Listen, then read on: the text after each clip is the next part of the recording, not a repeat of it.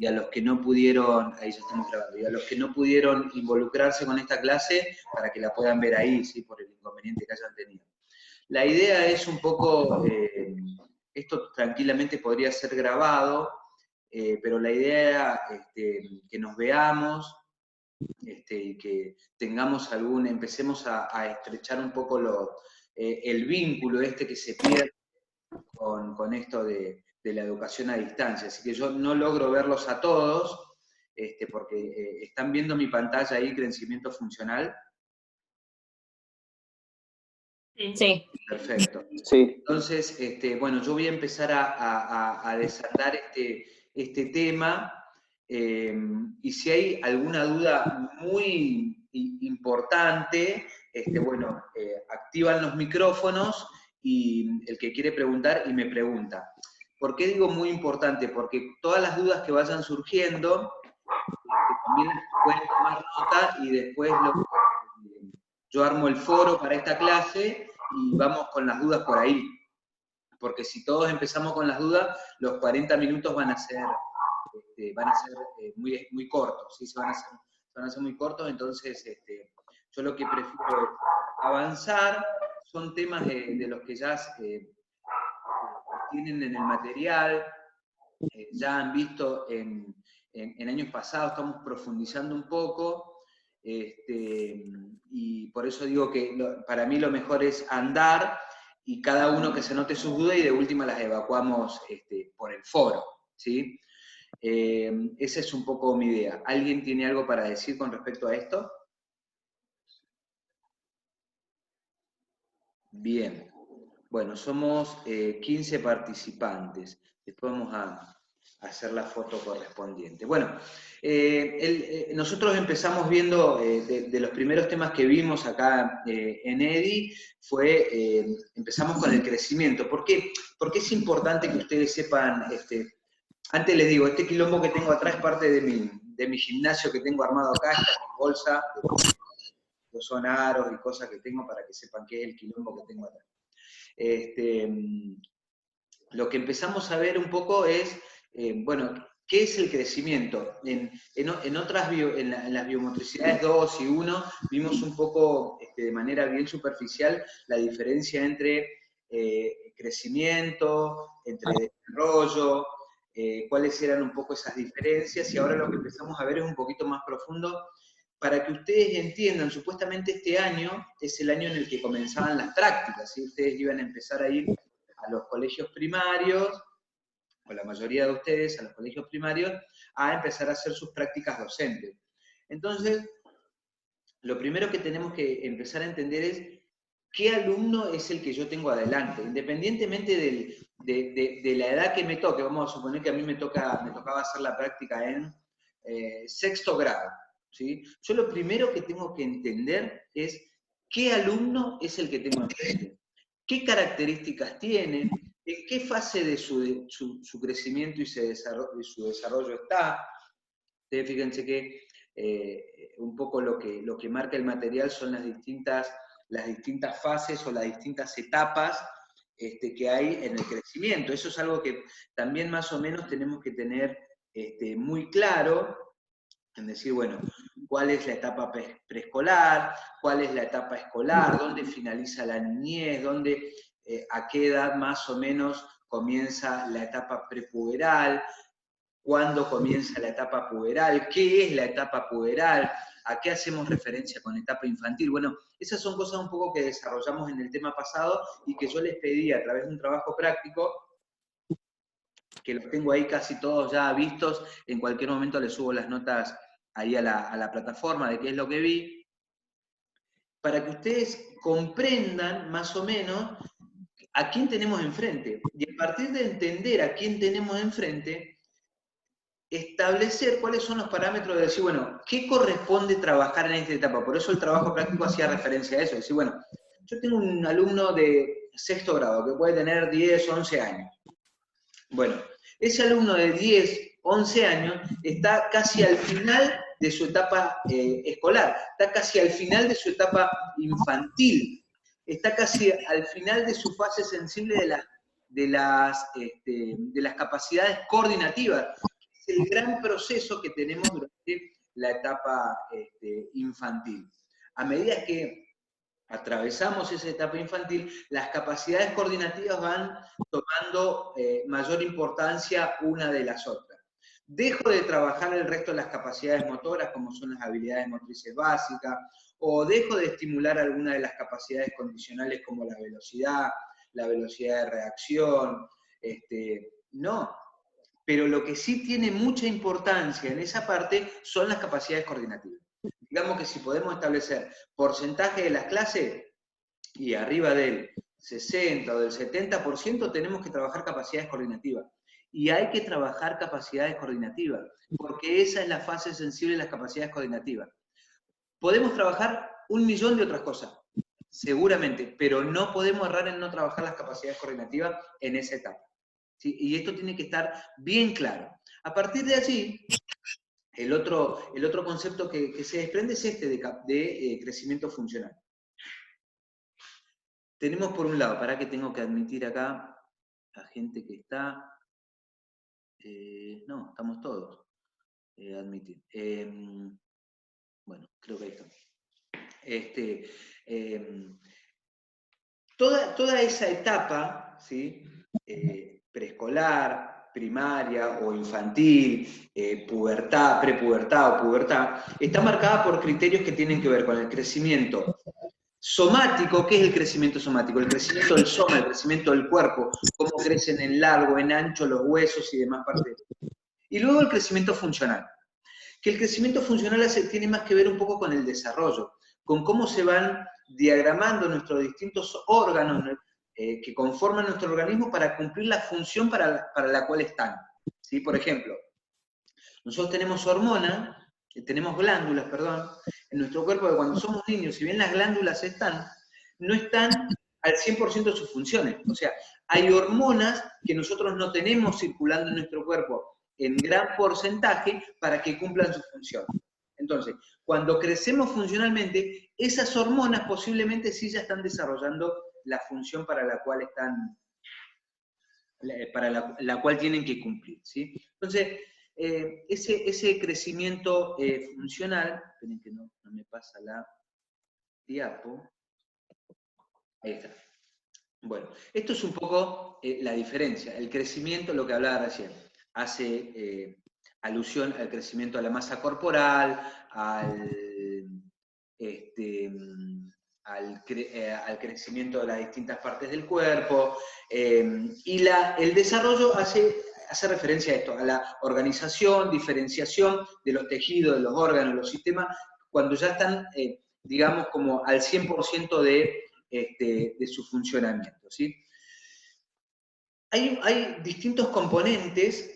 Nosotros vamos a ver acá un poco cómo el componente cardiorrespiratorio es un componente al que podemos prestar atención como uno de los componentes del desarrollo, porque este componente cardiorrespiratorio tiene implicancia en varias estructuras, llamémoslo así, de nuestra funcionalidad, como es el caso, por ejemplo, de la salud. Un buen funcionamiento del sistema cardiorrespiratorio habla, en principio, de cómo podría estar funcionando nuestro estado, o cómo está en este momento nuestro estado de salud, ¿sí? La otra condición de que puedo hablar es cuál es mi nivel de condición física, ¿sí? Un mejor funcionamiento que otro del aparato cardiorrespiratorio habla de un mejor estado de condición física que otro. Y ni hablar del nivel de rendimiento. Bueno, a estas dos cuestiones, a la salud y a la condición física, nosotros tenemos y podemos prestarle alguna atención durante el desarrollo de nuestro alumno en la primaria. Entonces, lo que vamos a ver acá es cómo podemos ver el desarrollo de este sistema cardiorrespiratorio, que no es el único, porque yo muchas veces digo que nosotros lo que vemos en nuestra formación es lo básico, ¿sí? Estamos viendo una cuestión básica de todo lo que tiene que ver con la fisiología, con la anatomía y con la bioquímica de la actividad física, ¿sí? Después ustedes van a empezar a ver también que el componente cardiorrespiratorio se le dio como mucha importancia durante muchos años para ver cuál es el estado de salud de la persona, y nos olvidamos de, por ejemplo, del componente muscular. Así que el componente muscular es muy importante para ver en qué condiciones, no solamente de rendimiento o de condición física, sino de salud.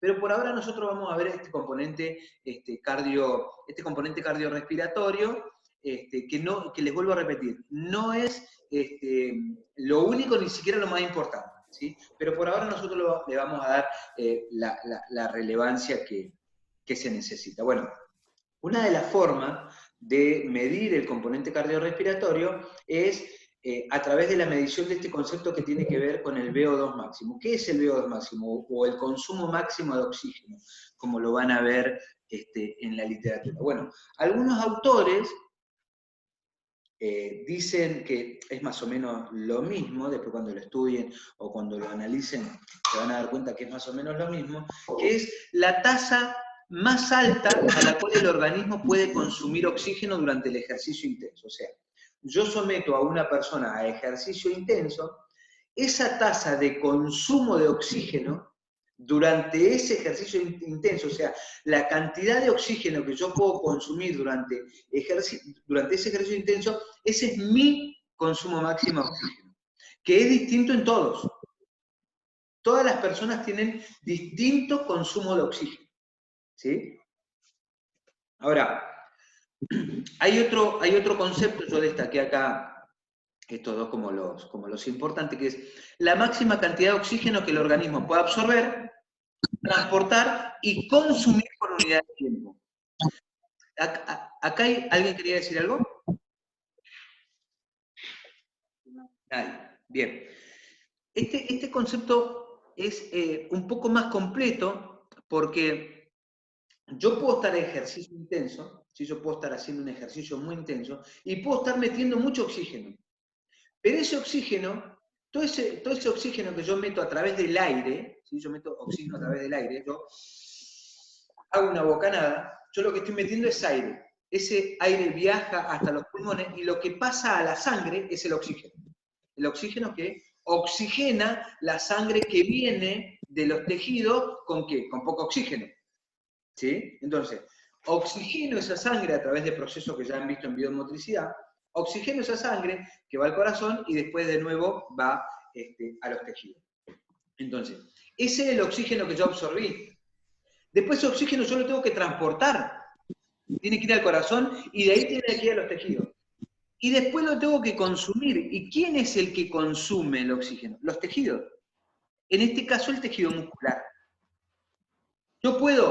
Porque yo puedo tomar mucho aire, puedo transportar el aire, pero mis tejidos son incapaces de consumirlo. Y ahí es donde viene también la importancia que tiene el músculo. Si yo no tengo un músculo bien desarrollado, puedo tener muy desarrollado mi sistema cardiovascular, cardiocirculatorio, pero acá mi célula muscular no es capaz de dejar entrar ese oxígeno. Ese es un error que se cometía hace 20 años atrás, 30 años atrás, bueno, no sé si tanto, en que entendíamos que la principal forma de medir el rendimiento de los deportistas era medir el consumo de oxígeno. Bueno, ahora está probado que, sobre todo en cuestiones de salud, tenemos que medir la capacidad funcional del músculo, ¿sí? Pero bueno, no me quiero desviar en ese tema. Me pongo acá. ¿En qué es el consumo de oxígeno? Bueno, el consumo de oxígeno es esto. La cantidad de oxígeno que mis células musculares pueden consumir a la mayor tasa posible. ¿Por qué? Porque eso me demuestra a mí cuál es la capacidad aeróbica que tiene esa persona, que tiene ese alumno, que tiene ese deportista, o que tiene quien sea. ¿Cuál es la capacidad aeróbica? ¿Cuál es la capacidad de consumir energía o de producir energía por vías aeróbicas? Entonces yo estoy a una alta intensidad de ejercicio, pero lo puedo sostener por vías aeróbicas. Entonces, mi ácido láctico, yo lo estoy produciendo porque es un nivel intenso de ejercicio, pero así como lo produzco, lo remuevo. ¿Por qué? Porque no se acumula. Entonces no me genera fatiga. ¿Cuándo me empieza a generar fatiga? Cuando la tasa de producción y remoción de ácido láctico no es equilibrada. Estoy produciendo mucho y no lo estoy sacando. Eso quiere decir que estoy pasando de ejercicio aeróbico a anaeróbico. ¿Sí?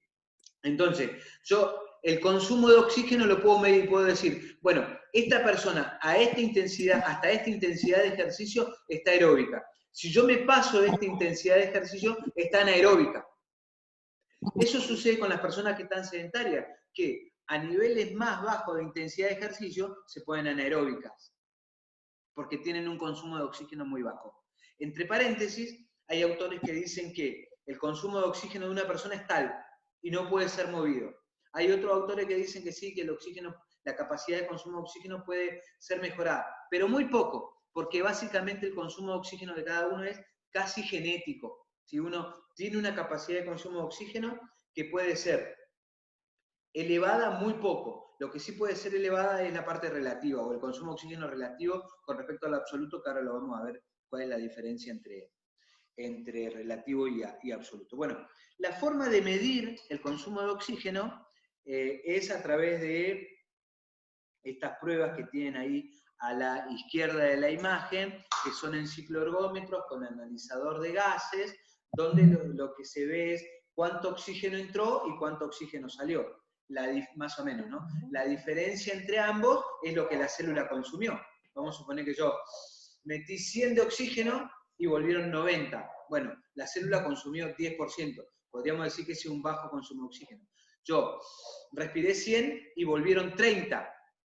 Consumió un 70% de esa cantidad. Tiene un mejor consumo de oxígeno. ¿Se entiende? Bueno, estas pruebas se pueden tomar en laboratorio, como están acá a la izquierda, o en campo, porque hay dispositivos que los puedo llevar al campo y hacer que el atleta o mi alumno o el que sea lo haga en la cancha, en el patio, en el gimnasio, donde sea. El tema es que este sistema es muy caro. Imagínense que no todos los clubes importantes lo tienen, imagínense una escuela. ¿Sí? Así que es imposible. Pero hay algunas evaluaciones que arrojan resultados parecidos, o nosotros los profes de educación física lo que utilizamos son test de campo predictivos, o sea, que predicen qué consumo de oxígeno puede tener ese alumno. Porque vuelvo a repetir, el consumo de oxígeno es un indicador del estado de salud, de rendimiento, de condición física. ¿Sí? Entonces utilizamos algunos test que predicen el consumo de oxígeno. Uno de esos test es, por ejemplo, el test de 20 metros, conocido también como el test de naveta, el shuttle test, que tiene que ver, que básicamente es que el alumno recorra una distancia separada por 20 metros de un cono al otro, y cada vez que toca la marca suena un pitido, una chicharra, que cada vez suena más rápido entre un momento y el otro. Entonces eso quiere decir que el evaluado tiene que ir aumentando la velocidad. ¿Sí?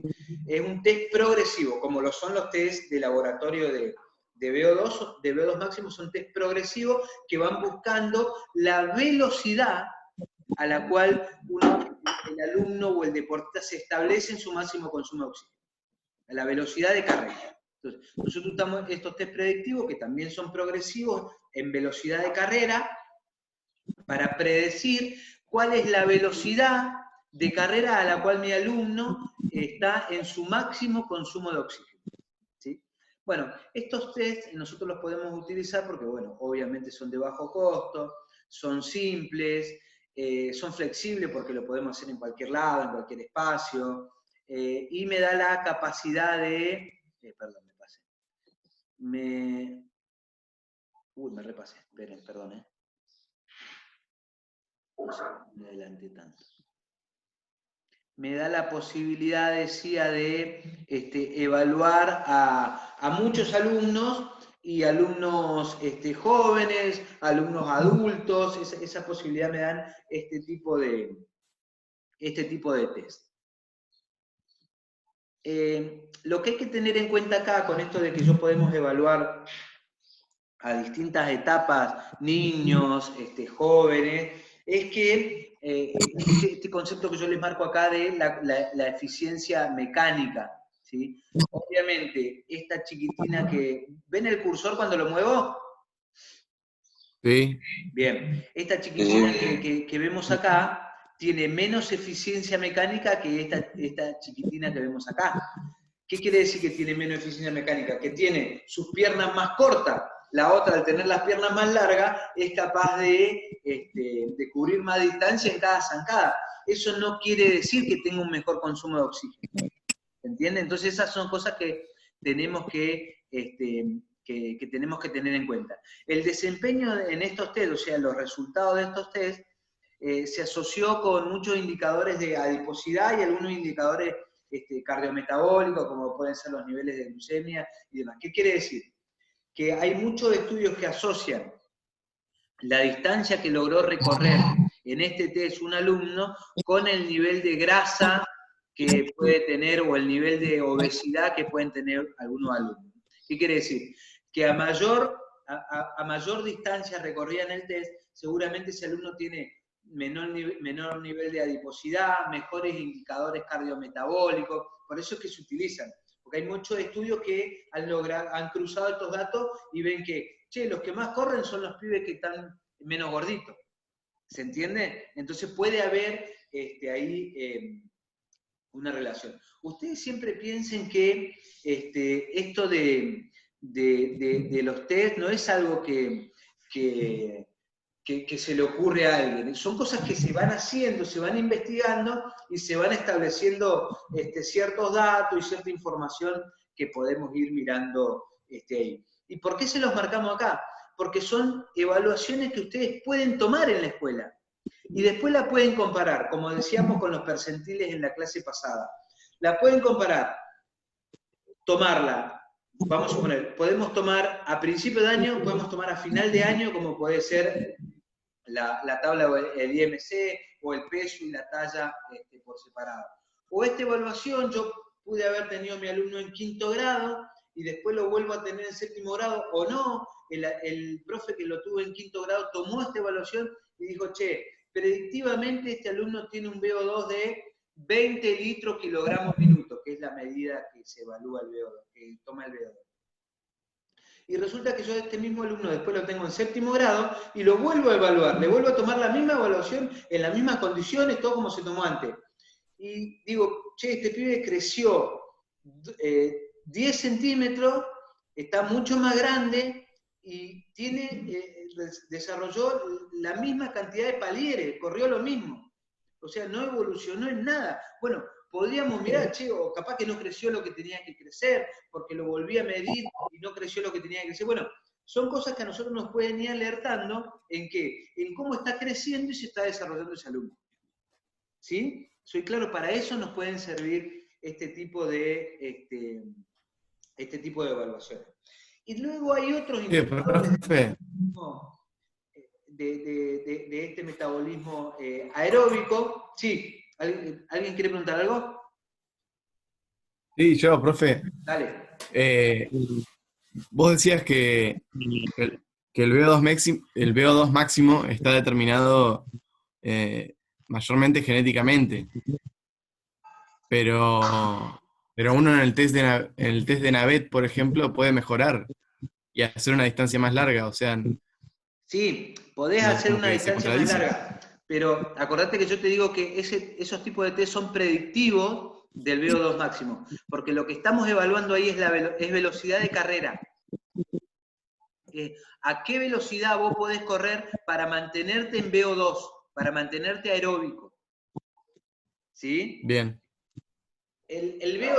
Vamos a suponer que el VO2 está acá. ¿Sí? Bueno, yo voy corriendo a 10 kilómetros por hora y me mantengo en VO2. ¿Sí? ¿Qué puede cambiar? Que yo corra a 12 kilómetros por hora y me siga manteniendo en VO2. ¿Se ve? Porque mi VO2 sigue siendo el mismo. Porque lo que pude haber mejorado es el VO2 relativo. ¿Qué es el VO2 relativo? vamos a suponer, yo empiezo a entrenar a una persona, ¿sí? Yo empiezo a entrenar a una persona que tiene, su máxima capacidad es 20 litros, kilogramos, minuto de VO2. Bueno, esa persona, esos 20 no los va a mejorar. Lo que va a mejorar es su velocidad de carrera para acercarse más a esos 20. ¿Se entiende más o menos? Sí. Bueno, es un concepto bastante complejo, ¿sí? Es un concepto bastante complejo, no se apresuren a tratar de resolver porque es una pelota media grande. Lo que a mí me interesa que tengan claro en esta oportunidad es que nosotros, ese concepto de VO2, que manejen el concepto de VO2, que es la mayor cantidad de oxígeno que yo puedo consumir en ejercicio, ante un ejercicio intenso. ¿Para qué? Para mantenerme aeróbico. ¿Sí? Para mantenerme aeróbico. Ese es el concepto de VO2. Ahora, hay algunos indicadores que yo puedo utilizar para ver si el metabolismo de nuestros alumnos sigue siendo aeróbico, que son, ¿cómo se adapta al ejercicio submáximo? ¿Qué es el ejercicio submáximo? Bueno, si yo tengo un ejercicio máximo, puedo tener un ejercicio que es submáximo, está por abajo del máximo. ¿Sí? ¿Cómo se adapta al ejercicio de resistencia y cuál es su VO2? Desandemos algunas cuestiones. Bueno, fíjense esto. Cuando ante el ¿qué dice acá? Que quedan 10 minutos. Bueno, vamos a pasar esto rápido. Si nosotros sometemos a un niño, todo lo que quede colgado ahora lo continuamos próxima clase, ustedes no se preocupen. Sí, quedan 10 minutos, ¿verdad? Si sometemos a un niño en ejercicio submáximo, ¿qué quiere decir constante? A 50 watts. ¿Qué son los watts? Es la potencia, o sea, a una determinada carga de pedaleo y a una determinada velocidad. ¿Sí? Vamos a suponer que estamos en la mitad de la intensidad. ¿Sí? La respuesta cardiovascular y pulmonar a ese ejercicio decrece progresivamente con el aumento de la edad. ¿Qué significa esto? Que yo lo evalúo a estos 50 watts a los 8 años. ¿Sí? Me va a dar una frecuencia cardíaca tal y una frecuencia ventilatoria tal. O sea, el pibe le va a latir el corazón a tal intensidad, va a estar respirando a tantas ventilaciones por minuto. Bueno, si yo lo vuelvo a tomar a los 12 años, esa curva tiene que haber decrecido. O sea, su corazón va a latir menos a la misma intensidad y su frecuencia ventilatoria va a ser menos. ¿Por qué? Porque el corazón crece en tamaño. Esas son adaptaciones que se dan a través de la edad. Entonces, si yo tengo un corazón más eficiente, o sea, hay mejor desarrollo del corazón y ante la misma carga va a trabajar menos. ¿Es claro ese concepto? Sí. Bien, esas adaptaciones son las que se empiezan a producir a medida que pasan los años. Lo mismo pasa con la respuesta al ejercicio submáximo en el crecimiento durante la edad, está más correlacionado con la maduración biológica que con la edad cronológica. ¿Qué quiere decir esto? Que el pibe puede haber pasado 2 años de su vida, pero tiene que haber desarrollo, porque capaz que el pibe no se desarrolló todavía. ¿Se entiende? El pibe yo lo evalué a los 10 años y después lo evalué a los 12. Bueno, todavía no hizo ningún cambio, o hizo cambios muy pobres. ¿Para qué? Para que la frecuencia cardíaca, la misma carga, baje y su consumo de oxígeno a través de la edad esté más cerca de su máximo posible. ¿Se entiende? Esta curva de la derecha. Fíjense que acá va creciendo, dice que el consumo de oxígeno en el crecimiento va creciendo, o sea, se va acercando a sus máximos posibles. ¿Por qué? Porque sus órganos se van desarrollando. ¿Sí? Ustedes las dudas, váyanselas anotando y las hablamos luego por el foro. No se olviden de eso, ¿sí? Armamos el foro. Fíjense, producción de potencia submáxima. La producción de trabajo en niños y adolescentes, mientras trabajan en un cicloergómetro a 170 latidos por minuto, fíjense lo que pasa con lo que tenemos acá, la capacidad de generar potencia. Es esto, ¿no? Potencia absoluta producida a 170 latidos. O sea, yo lo puse a trabajar a 170 latidos por minuto cuando tenía 8 años. Y lo pongo a trabajar a 170 latidos por minuto cuando tiene 10 o 11 años, la generación de potencia es mucho mayor al mismo latido del corazón. ¿Se entiende? Yo puedo generar mayor trabajo con el mismo trabajo del corazón. ¿Sí? Avanzo. ¿Para qué se me puso todo arriba? Bueno, ante el ejercicio submaximal prolongado, ¿qué quiere decir esto? Ante el ejercicio de resistencia, yo lo pongo a correr al pibe, lo pongo a jugar a la mancha durante 20 minutos, el lactato sanguíneo tiende a ser a las mismas intensidades, comparándolo con adultos, el lactato sanguíneo es más alto en adultos que en niños ante estos ejercicios prolongados. ¿Qué quiere decir esto? Que el niño es mucho más aeróbico que el adulto, a misma intensidad del ejercicio. ¿Por qué? Porque el niño tiene esta capacidad de optar más por otros combustibles, que en este caso pueden ser las grasas o los lípidos, que los adultos, que enseguida son más glucolíticos, ante cualquier actividad, más si son sedentarios, son más glucolíticos que los niños.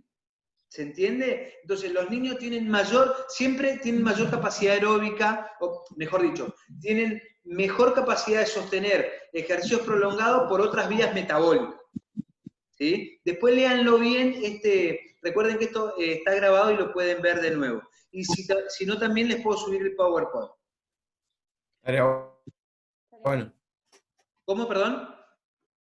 Que estaría bueno subirlo.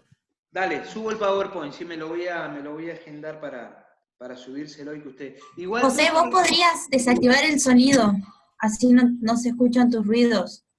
Bueno, dale.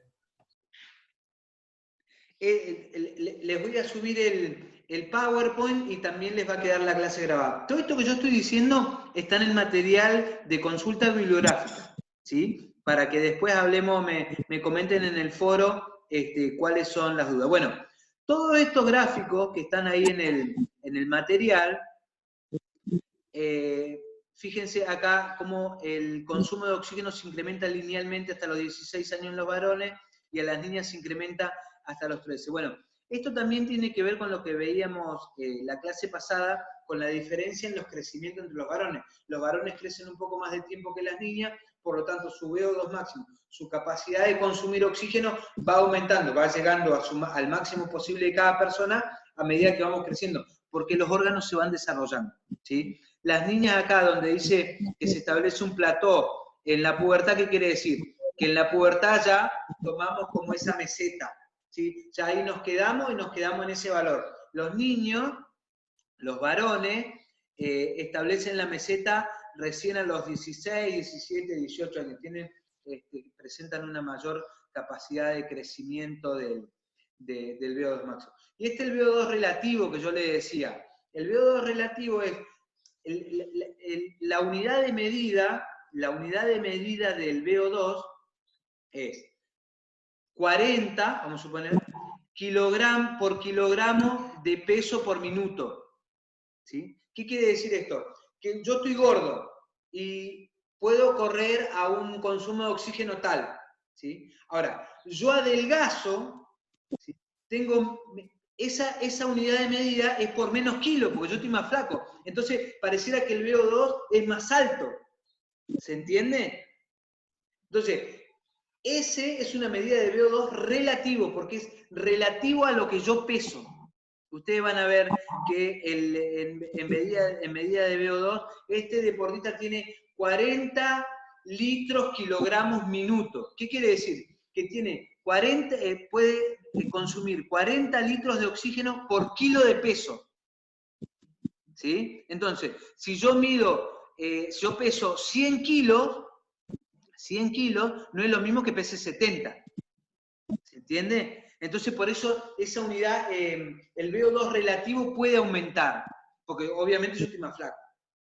¿Sí? Pero son cuestiones que, bueno, yo me voy un poquito por las ramas porque me voy ya para el lado del entrenamiento, pero yo les quiero hacer ver un poquito el concepto de VO2 máximo y demás.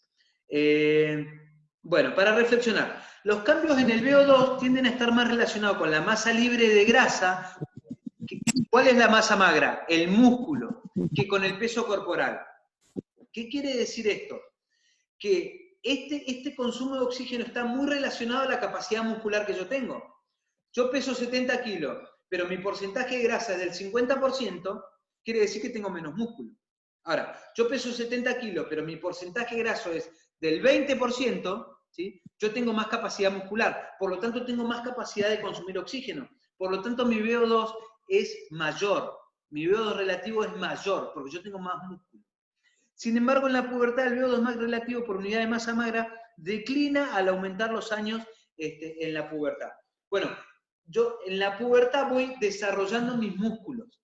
Entonces, tengo más capacidad de consumir oxígeno. Por eso es que tiene mayor relación con mi capacidad muscular. Bueno, van quedando pocos minutos. Bueno, esto es a medida que obviamente crece el corazón.